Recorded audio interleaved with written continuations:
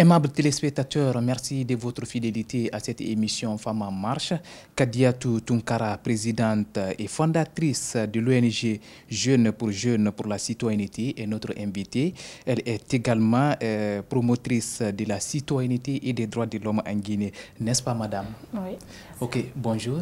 Bonjour. Et merci de répondre à notre invitation. Merci également pour l'invitation. D'accord. Pour commencer cette émission, est-ce qu'on peut savoir d'abord qui est Kadiatou Tunkara, Kadiatou pour les intimes? Très bien.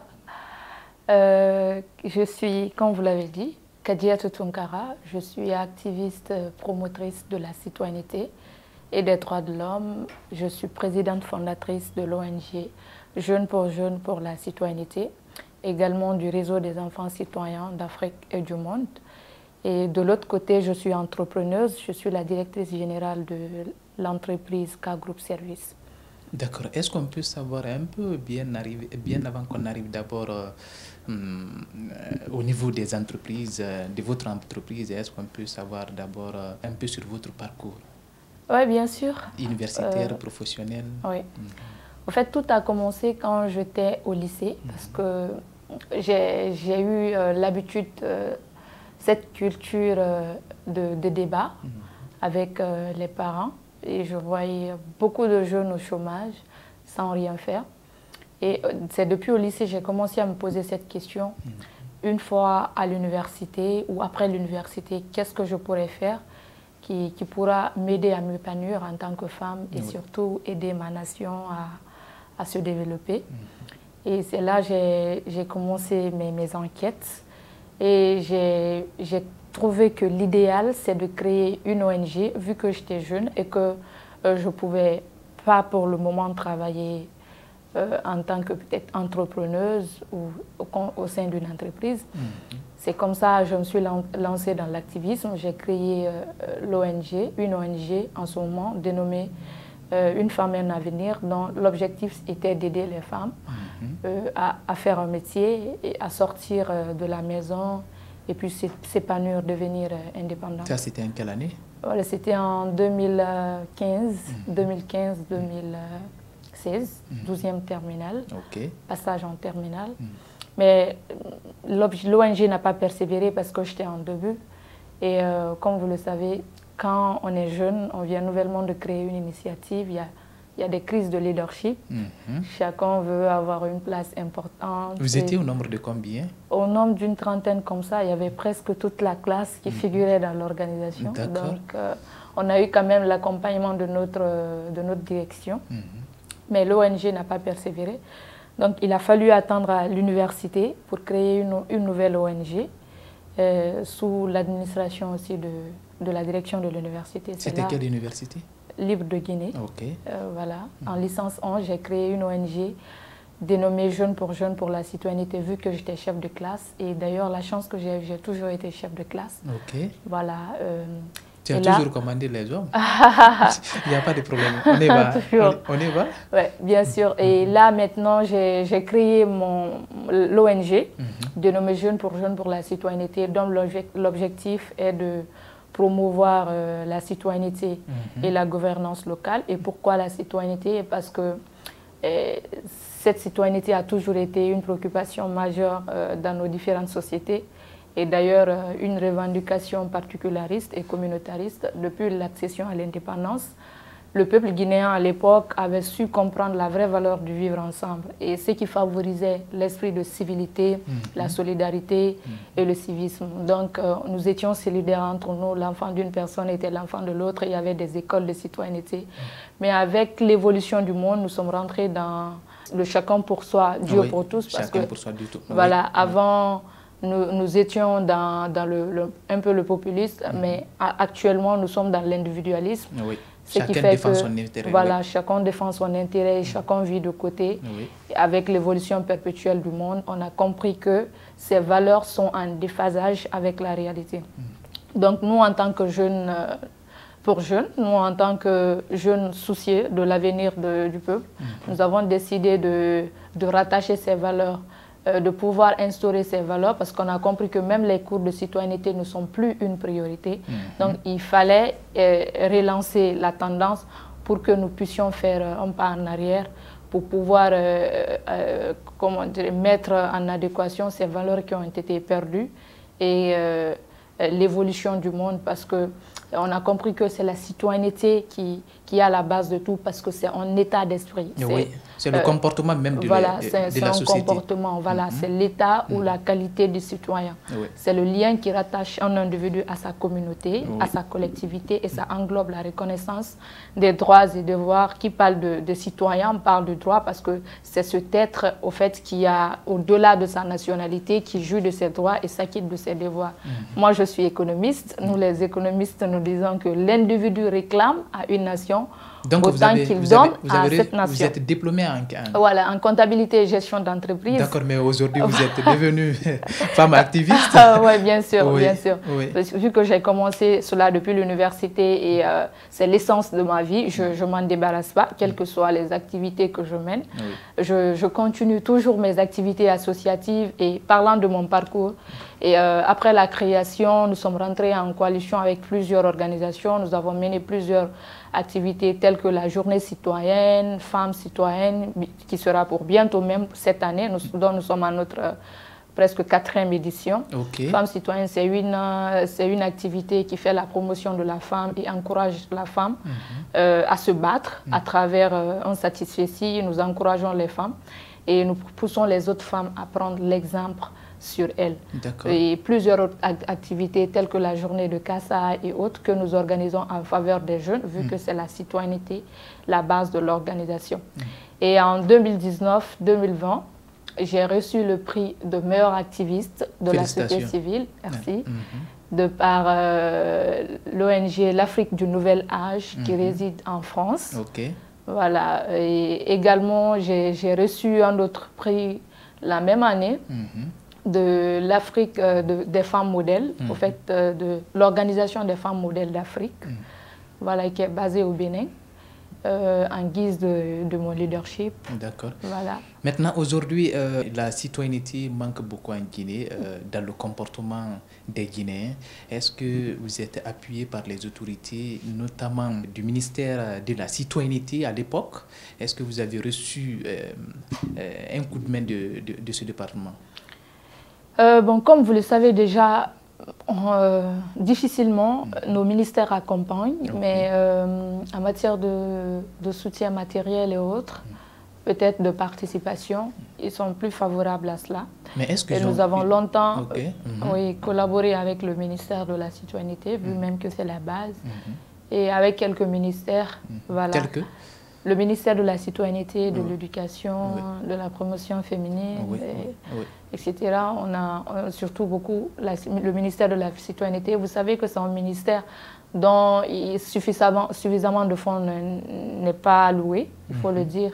Donc il n'y a pas suffisamment de moyens pour accompagner, mais néanmoins on a fait notre mieux, même si par ailleurs il y a de ces activités, on n'a pas reçu d'accompagnement, que ce soit financier, que ce soit matériel ou physique. On n'a pas reçu quelquefois, oui, pas le soutien financier, mais l'accompagnement matériel et tout. Vous volez à votre propre aile. Voilà, on collabore souvent avec des organisations, des institutions telles que les fondations, Béni Fondation, une organisation qui est à la base ici, dont la représentante elle vit en Amérique. Donc, elle nous accompagne assez dans nos activités. Elle est l'une de nos partenaires phares. Nous travaillons avec France Volontaire. D'accord. Est-ce que vous bénéficiez des formations dans ce sens-là? Oui, bien sûr. Nous bénéficions des formations souvent quand il y a des formations provenant du ministère. Nous participons, on nous fait participer.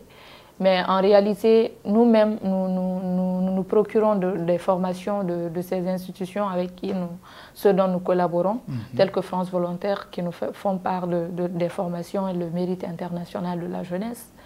Et autres structures avec qui nous bénéficions des différentes formations et des formations que nous-mêmes nous organisons et que nous demandons des volontaires pour pouvoir équiper suffisamment les membres de l'organisation. D'accord. Vous participez souvent à des grandes rencontres, des panels par exemple. Pourquoi vous êtes toujours présente quand il y a ces événements pareils? Qu'est-ce qui leur motive de votre choix? Est-ce que c'est par votre engagement au sein de la société ou bien c'est quoi le secret? Ce qui me motive à participer à des grandes activités, ou si le choix, c'est parce que le choix est tombé sur moi. Bon, je crois que c'est d'une part mon engagement, parce que nous jugeons l'être humain de par son parcours, sa volonté qu'il manifeste pour les opportunités ou pour les actions. Parce que personnellement, moi, j'ai fait maintenant 4 ans dans le monde des activistes, presque 5 ans. Et on a mené pas mal d'activités. Et aujourd'hui, on a su poser nos preuves, que ce soit au niveau national et international. Donc, est-ce que vous avez des représentants, des antennes à l'intérieur? Oui, on a quelques antennes à l'intérieur, telles que Cancan, Kindia et quelques régions. Et, bon, pas dans toutes les régions, on s'est juste représenté dans quelques parties. D'accord. Est-ce que vous intervenez encore dans la lutte contre les violences basées sur le genre? Oui, bien sûr, malgré qu'on n'a pas trop évolué en ce sens, mais nous intervenons dans cette lutte. Moi, particulièrement, je gère beaucoup de ces cas, non seulement de viol, de mariage précoce, forcé, seulement que ma stratégie, elle est différente parce que moi, je crois que le combat de la femme doit s'adapter. C'est pourquoi je ne me réclame pas féministe. Parce que le sens du féminisme est complètement dénaturé. C'est vrai qu'il y a de ces femmes qui se battent jour et nuit et dont la lutte, elle est sincère pour l'émancipation des femmes. Mais moi, je trouve qu'on a beaucoup à faire parce que le sens, il est dénaturé et les hommes ne nous accompagnent pas dans la lutte. Il suffit de vous réclamer féministe et voilà, votre initiative est brisée à la base. Donc moi, je me dis, ça doit s'adapter au paradigme. Par exemple, si moi j'ai des cas de mariage forcé et précoce, je cherche d'abord à régler le problème à l'amiable, à la différence du viol qui a une procédure très différente parce que l'acte, il est déjà fait. Mais quand il s'agit de mariage précoce et forcé, peut-être on a le temps de pouvoir dissuader la famille à ne pas entamer le mariage et tout. Et moi, je cherche toujours à régler le problème à l'amiable. Et j'ai toujours réussi dans ce processus. Et je me dis, si toutes les activistes faisaient pareil, parce qu'aujourd'hui, il suffit juste de parler de mariage précoce ou forcé, et directement, nos activistes, elles ne cherchent pas, elles cherchent à porter plainte contre les parents. Et personnellement, qui peut accepter surtout une femme africaine qu'on porte plainte contre ses parents. Donc moi, je me dis, il faut qu'on revoie cette procédure parce qu'après, la femme, elle est discriminée. Voilà, elle est purement abandonnée, discriminée par sa famille. Donc il faut qu'on revoie cet aspect, qu'on puisse vraiment créer des cadres de formation pour les femmes qui veulent défendre au cas où la négociation n'aboutirait pas. Oui, au cas où ça n'aboutit pas, nous procédons peut-être à une démarche juridique parce que c'est la dernière solution. Mais moi, je crois qu'il faut chercher d'abord à régler à l'amiable, ce qui fait que les filles ne viennent plus se confier parce qu'elles ne viennent pas dans l'intention de porter plainte contre ses parents. Voilà. De les traduire devant les juridictions. Voilà. Aujourd'hui, on dit que beaucoup de femmes ne se confient pas à nous parce qu'il faut se mettre à la place des gens pour juger. Je suis activiste. Je ne pourrais pas porter plainte contre mes parents pour un problème de simple mariage si j'ai des possibilités à pouvoir annuler le mariage de l'espoir d'abord. Donc je cherche d'abord à régler le problème à l'amiable. Si ça ne marche pas, je peux entamer des procédures juridiques. Mais moi, à ce que je sais, ça a toujours marché parce que nous sommes dans un pays où le respect des aînés est vraiment devenu une coutume. Et qu'aujourd'hui, il y a de ces imams, il y a de ces personnalités qui peuvent facilement convaincre les familles à ne pas entamer une procédure qui peut aller à l'encontre des valeurs de quelqu'un d'autre. Donc, on a toutes ces stratégies. Nos parents ici ont besoin de respect et de considération. Donc, en leur respectant, en procédant de la sorte, ils sont favorables à ça. Mais lorsque vous agissez avec la force pour un début, donc ils se sentent petits. D'accord. Est-ce que vous collaborez avec les autorités? Ah oui, bien sûr, le projet. Nous collaborons avec le projet, la police, etc., les gendarmeries. D'accord. Moi, ce qui m'intéresse beaucoup, c'est la recrudescence des cas de viol. Mais à ce niveau, pour vous, à quel niveau ça ne va pas? Vous savez, parce que souvent, on arrête des présumés violeurs, ils sont traduits devant la justice, mais chaque jour, on dénonce, mais chaque jour, ça ne fait que ça va du mal en pire. Donc, pour vous, qu'est-ce qui ne marche pas? Avant de s'attaquer à un problème, il faut s'attaquer à la source du problème. Voilà, à la racine. Oui. À la racine, oui. Il doit avoir des indicateurs très adaptés à ça, parce que moi, j'ai fait une petite réflexion là-dessus. Je crois que le problème jusqu'à présent, c'est vrai, il y a eu une démission aussi parentale, que ce soit parentale ou étatique. Il y a deux démissions, une responsabilité qui est partagée des deux côtés. Mais en général, je crois que cela relève beaucoup de la responsabilité de l'autorité. Parce qu'aujourd'hui, on a des stratégies vraiment à mettre fin, peut-être pas fin, à diminuer beaucoup le viol, parce qu'on ne peut jamais mettre fin au viol. Telle que cette stratégie qui est médicale. Médicale, c'est-à-dire? Voilà, médicale. Si on prend par exemple la castration. Vous préférez la castration? D'accord. Vous-même, vous avez eu peur. Parce que quand on parle de la castration, beaucoup ont peur. Il y a ce qu'on appelle la castration médicale. Il y a la castration physique et médicale. La castration médicale, voilà, il s'agit de diminuer le libido de l'homme. Et moi, je crois que ça peut être une forme de traitement, parce que comment vous pouvez concevoir que quand un homme viole un bébé de 3 ans, de 4 ans, il est malade. Il est malade. Quand même, il faut qu'on le dise. Donc, il a besoin d'un traitement. Moi, je crois que la castration est mieux adaptée, parce que la castration, c'est un traitement qui subside le suivi. Donc, il faut aller sur cette lancée et pouvoir diminuer leur libido ou faire des recherches vraiment qui seront favorables pour ces personnes. Il ne suffit pas d'emprisonner, parce que des fois, il y a des cas punis et non punis. Il y a des cas punis, après la prison, ils reprennent la même chose. Ça n'a plus de sens. Et d'autres, par contre, ils rentrent à la grande porte, ils sortent à la petite porte. Donc, on se dit, c'est quoi le problème enfin? C'est quoi le problème? Soit il faut faire une augmentation de peine, de peine d'emprisonnement pour être vraiment sévère, et que l'État puisse vraiment prendre ses responsabilités, parce qu'il y a beaucoup de ces cas, de ces dossiers de viol de nos jours qui ne sont pas accompagnés et jugés. Il faut prendre des précautions pour tout ça, parce que notre président quand même nous a dit de faire l'amour à la Guinée. À l'amour. Donc il ne faut pas continuer à la violer. Voilà, il faut commencer par ça. Maintenant, est-ce que quelque part, ce n'est pas le mode vestimentaire aussi qui occasionne certains, selon certains, Bon, pour moi, on ne justifie pas le viol. Parce que, à quoi bon d'être un être humain si on n'a pas toutes ces facultés mentales de maîtrise de soi, en fait. Chaque être humain a la capacité de maîtrise de soi, en fait. Il ne faut pas confondre l'émotion à la conscience. Parce que c'est vrai que l'émotion peut prendre le dessus de fois, mais il faut que vraiment que les parents, surtout l'éducation, parce que je l'ai signalé, il y a une démission parentale, ça dépend de l'éducation. Ça fait partie. Voilà, que les parents soient capables d'éduquer les enfants, surtout les jeunes hommes, à maîtriser leur pulsion sexuelle.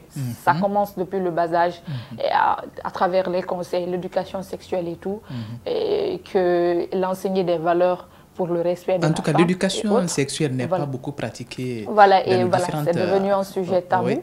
C'est un sujet tabou, malgré que ça a un peu évolué, mais je crois qu'on peut faire plus. Il faut éduquer suffisamment les enfants par rapport à leur sexualité et leur permettre de se maîtriser face à la femme. Et il y a de ces êtres humains, il y a de ces hommes qui ne maîtrisent pas cette pulsion sexuelle, ce qui leur pousse à violer. Et après, il y a d'autres même qui regrettent à la suite. Donc moi, je me dis que le viol, ça ne se justifie pas. Le mode vestimentaire, c'est juste une manière de se justifier.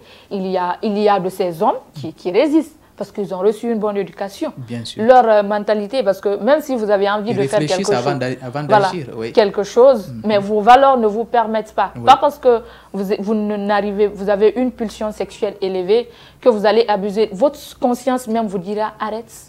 Il faut le dire, c'est un criminel. Oui, c'est un criminel, Kadiatou Tounkara. Aimables téléspectateurs, on marque une courte pause et on revient pour continuer cette émission.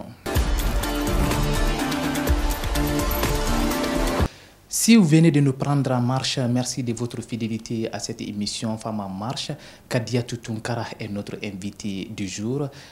Nous allons parler de la situation des femmes. Elle est activiste et promoteur de la citoyenneté et pourquoi pas des droits de l'homme en Guinée. Kadiatou, nous sommes au mois de mars, un mois complètement dédié aux femmes. Est-ce que vous appréciez la manière dont le mois de la femme, le 8 mars, est célébré en Guinée? Oui, j'apprécie bien. Je suis très heureuse quand je vois les femmes qui s'engageaient suffisamment, surtout cette année, pour célébrer leurs droits. Nous ne célébrons pas cette journée uniquement pour la célébrer, mais cette journée doit nous servir de questionnement et de remise en cause. Si je dis de questionnement, parce que la femme, en tant qu'être, vu tout ce qu'elle subit dans notre société, elle doit être capable d'analyser sa situation, se questionner sur comment sortir de cette situation, comment être indépendante et comment aider autres femmes à s'épanouir. Personnellement, c'est des questions que je me pose en cette journée. Et une journée de remise en cause ou de perfectionnement, on se remet en cause, on essaie de se perfectionner, de saisir de nouvelles opportunités, de prendre notre destin en main pour pouvoir réaliser de grandes choses et vraiment avoir notre autonomie en tant que femme, parce que la femme guinéenne, elle est définie comme cette femme qui malgré tous les obstacles, tous les problèmes qu'elle subit, mais qui reste forte en gardant le sourire et qui a la capacité d'affronter des épreuves, des épreuves énormes, il faut le dire. Voilà, donc cette femme guinéenne, elle a toutes les capacités et l'exemple le plus pratique, en 2015, à Kaloum, les 60% des foyers étaient pris en charge par les femmes. Et en guise d'exemple. Bafouiller l'autorité des hommes? Ah non, pas du tout. Mais justement pour montrer que la femme, elle est capable, surtout la femme guinéenne. En tout cas, elle supporte une partie du poids de la famille. De la famille. Il suffit juste de vous réveiller à 5h, 6h du matin. Vous ne verrez que de femmes dans les marchés et tout. Suffisamment pour vous montrer comment de fois elle est battante. Donc moi, je crois que la femme guinéenne peut mieux faire. Et cette journée, c'est pas que pour danser, chanter et tout. Oui, mais elles ont quand même procédé à des dénonciations quand on parle d'égalité des sexes, la lutte contre la discrimination et ainsi de suite. Est-ce qu'elles ne sont pas dans leurs droits? Bien sûr, elles sont dans leurs droits, parce que je l'ai signalé, nous sommes dans une société où notre droit est marginalisé, donc il faut dénoncer en cette journée. C'est pourquoi j'ai signalé que c'est une journée de questionnement et de remise en cause. Voilà. Donc on procède à des dénonciations, montrer à l'État guinéen qu'il doit prendre ses responsabilités. Et surtout, nous les femmes, qu'est-ce que nous faisons pour sortir de cela? Il faut se battre. C'est la question principale. C'est la question qu'il faut se poser. Qu'est-ce que nous faisons concrètement? Nous voulons avoir les mêmes droits que les hommes, il faut qu'on la mérite. L'égalité, ça se mérite. Ça se mérite parce que ça mérite à travers nos activités, les actes qu'on pose. Vous n'avez pas besoin de parler. Vos actes jugeront à votre place. Pour vous, mais il est très nécessaire de dénoncer. Voilà. Pour vous, aujourd'hui, est-ce que c'est un problème de niveau ou bien c'est une simple discrimination? Non, ce n'est pas un problème de niveau. C'est vrai qu'il y a de ces femmes qui ne font pas d'efforts pour suffisamment réclamer leurs droits. Mais je crois que ça provient d'un problème familial actuel. Je suis en train de faire une étude, une analyse sur une situation. Donc il faut signaler que j'ai commencé à écrire sur l'éducation citoyenne des enfants, et des enfants qui incluent femmes, hommes, et comment encadrer ces enfants dans le cadre de la citoyenneté également. Surtout, il y a une situation qui marque au niveau des femmes, dès le bas âge. Vous savez, quand une fille elle est très belle, qu'elle est belle ou si elle est belle, ça devient comme un problème. Par exemple je ne crois pas suffisamment. Merci pour le compliment. Oui. Quand une femme elle est belle, c'est une autre situation. C'est une autre situation. Et qu'elle soit belle ou pas, mais quand elle est belle, c'est une autre situation. Et les parents ont tendance à incarner dans sa tête, à lui dire qu'elle doit épouser un homme riche parce qu'elle est belle. Oui, elle le matériel. Voilà, c'est comme si c'était une marchandise et tout. En fait, on a vécu cet aspect à notre... Même si ce n'est pas votre papa ou votre maman qui vous dit, un membre de la famille, on a tous vécu ça, nous les femmes, en disant qu'il faut forcément avoir un homme riche, on incarne ça dans la tête de la jeune fille. Et lorsque la fille grandit avec cette valeur dans la tête, avec cet état d'esprit, elle refuse de se battre. Elle refuse de faire des efforts. Elle devient paresseuse. Elle devient paresseuse. Elle reste à la maison en se mettant dans la tête que c'est un homme riche qui doit l'épouser. Et elle fait tout pour ça. Elle a de Dieu que pour s'habiller, aller en boîte, danser, tout ça dans la logique d'avoir un homme. Je crois que ça, c'est un problème familial et africain qu'il faut régler. Et toutes les familles ne donnent pas l'opportunité à la femme de se battre. Parce que chez eux, ils pensent que la femme doit être à la maison, elle ne doit pas se battre. Au-delà d'incarner dans sa tête, voilà. Celles qui parviennent à se démarquer comme nous rencontrons nos difficultés. Nous, même les féministes, elles sont discriminées dans leur famille.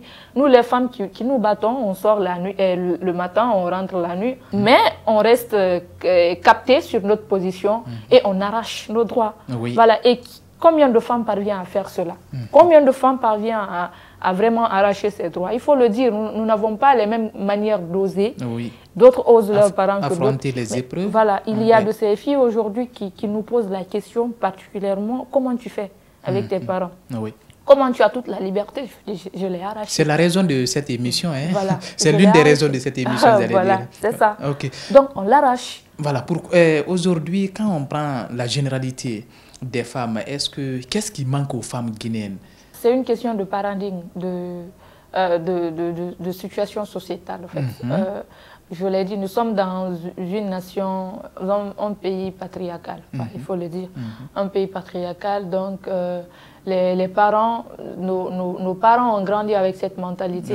Et même ceux parmi tant d'autres exemples sont intellectuels, mais qui ne parviennent pas vraiment à se débarrasser de ces valeurs. C'est pas facile de formater cette idée-là. Voilà, c'est pas facile de formater. Les femmes n'ont pas suffisamment de liberté, surtout à la maison. Vous allez remarquer, même dans les filières de scientifiques, vous allez remarquer qu'il y a plus d'hommes que femmes. Parce que moi, je connais beaucoup de femmes qui souhaitent aller là-bas, mais qui disent hey, est-ce que j'aurai ce temps? Est-ce que mes parents pourront vraiment m'aider, m'accompagner dans ça? Et souvent, celles qui commencent, il y a plein qui ne terminent pas. Parce qu'elles n'ont pas suffisamment de temps. Tu sors à la maison le matin, tu rentres le soir, les parents commencent à crier sur toi. Tu étais où? Donc, on commence à te stresser avec tout ça. Si tu n'es pas tenace, tu ne peux pas continuer. Donc, il y a cette liberté par rapport à l'homme qui a tout son temps, qui peut même dormir ailleurs. Ce n'est pas un problème. Sans être inquiété. Voilà, sans être inquiété.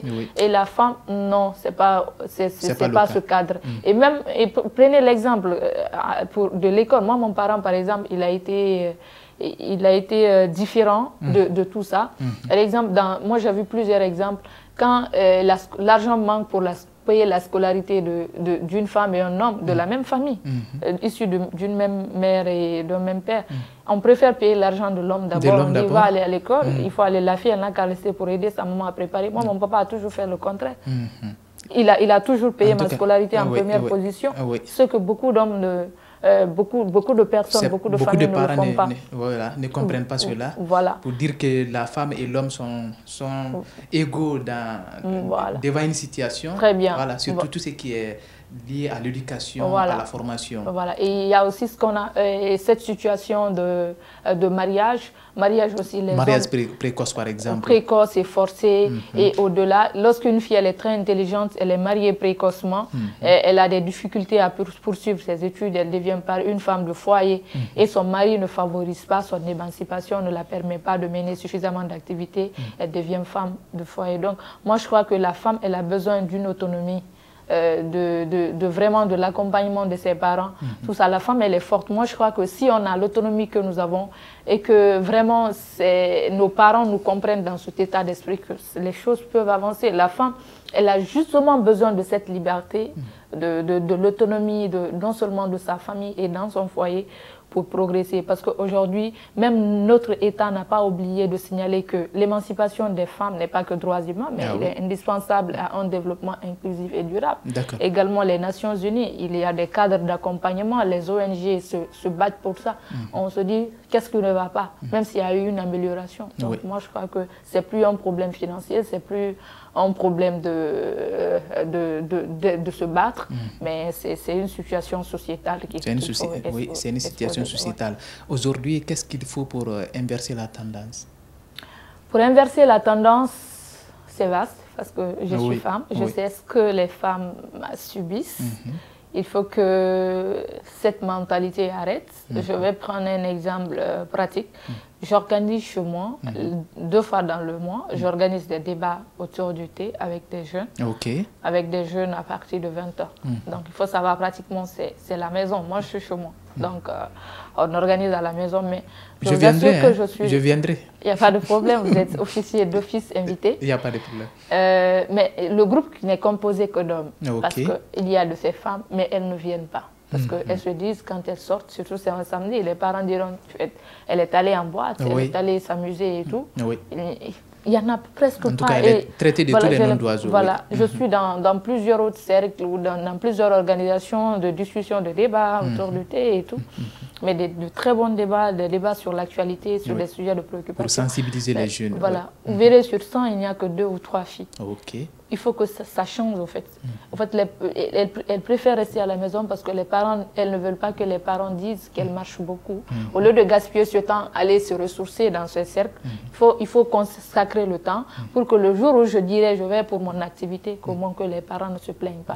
Donc, pour renverser la tendance, on a besoin vraiment de l'implication, non seulement de l'État, dans le cadre de l'accompagnement des femmes, malgré que ça ne soit pas un problème économique à la base, mais on a besoin de rendre la femme autonome tout en créant des activités économiques pour elle, des groupements et tout, tels que l'acte du président de la République la dernière fois, peut-être loin d'un acte populiste, c'est salutaire. Oui, c'est salutaire. Voilà, si c'est exécuté, c'est salutaire d'accompagner les femmes. On a besoin de ces initiatives, l'appui des institutions pour que la femme devienne autonome. Quand elle est autonome, elle ne vit pas la pression d'un homme. Lorsqu'une femme est autonome, en fait, elle est autonome à travers elle peut même le aider côté économique. Elle peut même aider son mari voilà, j'aime le dire. Surmonter à des difficultés. Voilà, vous êtes en train de marcher sur ma langue, sinon j'aime le dire à la base. Que l'homme travaille pour sa famille, pour sa femme et ses enfants. Mais la femme, elle travaille pour sa famille et ses enfants. Donc, quand la femme, elle est épanouie, elle est indépendante, c'est sa famille qui bénéficie d'autant plus. Et je crois qu'en cet état, on doit même favoriser vraiment l'émancipation de la femme. D'accord. Aujourd'hui, en tant qu'activiste, quel message vous pouvez donner aujourd'hui, quel conseil vous pouvez prodiguer aujourd'hui aux jeunes filles pour, pourquoi pas les parents, afin que cette situation change maintenant en Guinée? J'invite, en tant qu'activiste, promotrice de la citoyenneté et des droits de l'homme, il faut savoir que au-delà de cette lutte que je mène, je suis femme, je comprends la situation des femmes, malgré que je ne suis pas féministe, mais je me préoccupe beaucoup du bien-être de la femme et je suis suffisamment imprégnée de cette réalité. Moi, je crois qu'il est temps pour les femmes de sortir de leur coquille, de prendre leur destin en main, d'affronter la réalité. Le droit s'arrache. Ça ne se donne pas. Même pour, il y a de ces hommes, pour avoir leur liberté, il faut l'arracher. Comme on a arraché notre indépendance en 1958. Très bien, en 1958. Donc, il faut l'arracher aussi. Et surtout, il faut que nous utilisons positivement notre... le contexte féministe, parce que c'est vrai, nous sommes tellement marginalisés que nous avons besoin de parler haut et fort, de nous faire entendre. Mais il faut que la stratégie soit au moins constructive, que les femmes sortent de leur coquille, qu'elles fassent des revendications comme nous sommes en train de le faire, et qu'elles soient vraiment vigilantes, qu'elles se battent, qu'elle se détache de cet état d'esprit qui dit que la femme elle est faite pour le foyer et qu'elle ne compte plus sur l'argent d'un homme pour s'épanouir.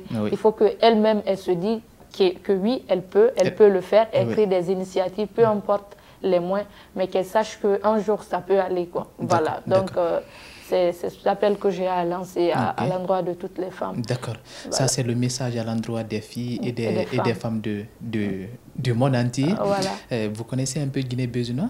Oui, bien sûr. D'accord. Quel regard portez-vous sur nos programmes? Pourquoi pas le fonctionnement? Oui, j'adore très bien cette télé en ligne. Je vous suis très longtemps et je crois que j'ai eu quelquefois à collaborer avec quelques personnes qui sont avec vous. Et j'aime bien votre dynamisme et tout ce que vous faites et surtout la qualité de vos images, j'apprécie. C'est surtout la promotion de la femme parce que vous avez su vous imprégner de la réalité de la femme et à mettre la femme au premier plan. En tout cas, on va continuer. Quelque chose que j'admire, voilà, que j'admire. Et on souhaite que la télé, elle grandisse. Qu'elle puisse vraiment s'étendre sur l'ensemble du territoire. D'accord. Et quand même, moi, j'espère le meilleur pour vous. Une précision, on est sur tout le territoire guinéen, seulement on n'est pas sur un bouquet, mais bientôt, ça c'est la nouvelle. Mais en France et aux États-Unis, on est sur tous les bouquets. Vraiment, merci pour l'invitation. Et également, je recommande ou je lance un appel à l'État aussi, qu'il puisse nous accompagner, qu'il se débarrasse surtout également les citoyens, de cet esprit de manigance, qui peut saper la paix pour recourir à la violence et à la barbarie. Et surtout s'attaquer à l'essentiel parce qu'aujourd'hui, c'est vrai, nous sommes dans une nation qui n'est pas suffisamment développée, donc chacun cherche à faire le nécessaire pour s'en sortir.